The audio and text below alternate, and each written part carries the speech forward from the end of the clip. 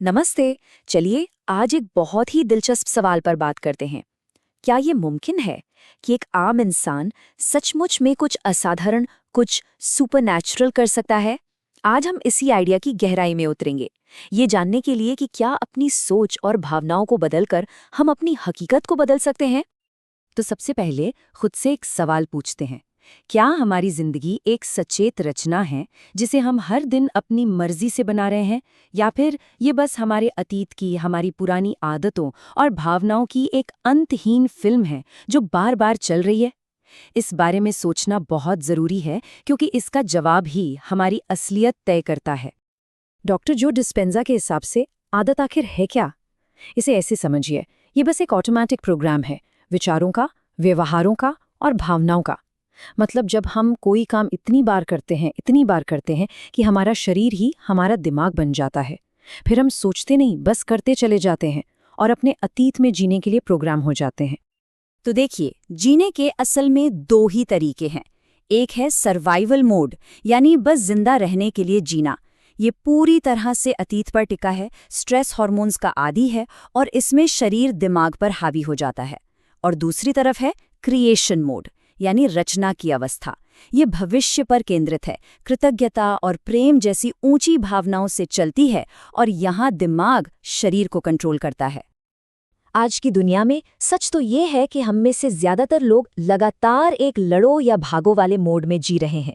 तनाव एक आदत बन गया है। ऐसा लगता है मानो वो शिकारी अब जंगल में नहीं, बल्कि हमारे ही घर में हमारे साथ रह रहा है। चाहे वो बॉस हो, ट्रैफिक हो या खबरें, स्ट्रेस हमेशा साथ है और हम इस स्ट्रेस के आदी हो चुके हैं। तो अगर हम इस सर्वाइवल मोड में फंसे हुए हैं तो इससे निकलने का रास्ता क्या है? खैर, इसका जवाब क्वांटम दरवाजे के पीछे है। एक ऐसी चाबी जो एक बिल्कुल नई हकीकत खोल सकती है। हमारी 5 इंद्रियों के परे, देखने, सुनने, सूंघने की शक्ति के परे, ऊर्जा और जानकारी का एक अदृश्य मैदान मौजूद है। ये एक ऐसी जगह है जहां हर संभावना, मतलब हर एक संभावना पहले से मौजूद है। यही वो जगह है जहां हम अपनी नई हकीकत बना सकते हैं। इसी मैदान को क्वांटम फील्ड कहते हैं। इसे एक अदृश्य ब्लूप्रिंट की तरह समझिए, जो समय और स्थान से भी परे है। यहाँ कुछ भी ठोस या भौतिक नहीं है, सिर्फ शुद्ध क्षमता है, प्योर पोटेंशियल। और यही फील्ड प्रकृति के सभी नियमों को चलाती है। तो इस फील्ड में दाखिल होने के लिए हमें अपनी पहचान को पीछे छोड़ना होगा। हमें नो बॉडी बनना होगा, मतलब अपने शरीर से ध्यान हटाना। नो वन बनना होगा, मतलब अपनी पहचान से। नो थिंग, अपने पास मौजूद चीजों से। नो वेयर, इस जगह से। और इन नो टाइम, यानी इस समय से। जब हम अपना ध्यान इन सब से हटा लेते हैं तो हम सिर्फ शुद्ध चेतना बन जाते हैं। ठीक है, तो हमने क्वांटम फील्ड को समझ लिया है। अब असली सवाल ये है कि इसकी शक्ति का इस्तेमाल कैसे करें। इसके लिए हमें समझना होगा परिवर्तन की तकनीक को, हमारे अपने रचनात्मक इंजन को। बदलाव का फॉर्मूला बहुत ही सरल है। एक स्पष्ट इरादा जो हमारे दिमाग से आता है और एक ऊंची भावना जो हमारे दिल से आती है। जब ये दोनों मिल जाते हैं तो एक नई हकीकत पैदा होती है। सोच दिमाग की भाषा है और भावनाएं शरीर की भाषा। हमें इन दोनों को एक साथ लाना ही होगा। जब हम कृतज्ञता, प्रेम या आनंद जैसी ऊंची भावनाएं महसूस करते हैं तो हमारा दिल और दिमाग एक सुर में आ जाते हैं, एक सिंक में। इसी अवस्था को हार्ट कोहेरेंस कहते हैं। इस हालत में हम एक बहुत ही शक्तिशाली, व्यवस्थित इलेक्ट्रोमैग्नेटिक सिग्नल भेजते हैं और ये सिग्नल क्वांटम फील्ड को बताता है कि हमारा चाहा हुआ भविष्य अभी इसी पल में मौजूद है। और ये स्लाइड इस फर्क को कितना साफ दिखाती है। बाईं ओर तनाव की ऊर्जा देखिए, बिखरी हुई, अस्त व्यस्त, ठीक वैसा ही जैसा हम महसूस करते हैं। लेकिन दाईं ओर कृतज्ञता की ऊर्जा को देखिए, कितनी व्यवस्थित, लयबद्ध और कितनी शक्तिशाली है। ये सिर्फ एक एहसास नहीं है, ये एक भौतिक, मापी जा सकने वाली सच्चाई है।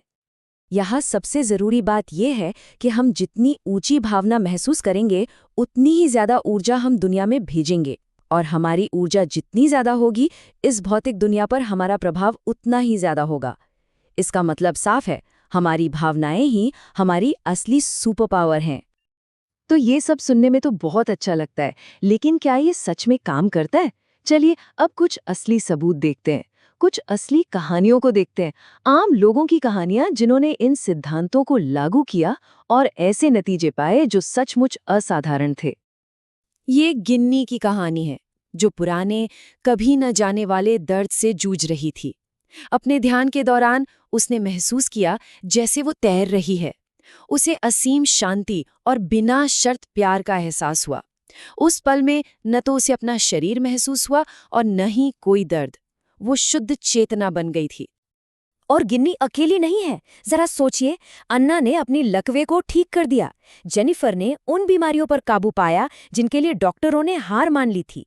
फेलिशिया, जो खुद एक डॉक्टर है, उन्होंने अपनी त्वचा की पुरानी बीमारी को ठीक कर दिया। और एक छात्रा, उसने अचानक अपने बाएं कान से दोबारा सुनना शुरू कर दिया। ये कहानियां हमें बताती हैं कि असाधारण होना संभव है। और इसका असर सिर्फ व्यक्तिगत स्वास्थ्य तक ही सीमित नहीं है। 1983 से 1985 तक चले एक बड़े सामूहिक ध्यान प्रोजेक्ट के दौरान दुनिया भर में आतंकवाद में 72% की कमी दर्ज की गई। 72%। ये दिखाता है कि जब सामूहिक चेतना एक साथ आती है तो इसका प्रभाव सचमुच दुनिया बदल सकता है। तो ये सब कहानियां, ये सारा विज्ञान हमें एक ही दिशा में ले जाता है, हमारे अंदर छिपी हुई उस अपार क्षमता की ओर। हमारा भविष्य हमारा इंतजार कर रहा है। इस विचार को समझिए, हमारा एक भविष्य का संस्करण पहले से ही क्वांटम फील्ड में एक संभावना के रूप में मौजूद है। वो हमसे ज्यादा प्यार करने वाला, ज्यादा विकसित और ज्यादा जागरूक है। वो बस हमारे इंतजार में है कि हम अपनी ऊर्जा बदलें और उसकी ऊर्जा से मेल खाएं। तो अंत में सवाल वही है, क्या हम अपने अतीत को बार बार जीते रहेंगे या हम अपने भविष्य को याद करने का चुनाव करेंगे? चुनाव हमारे हाथ में है।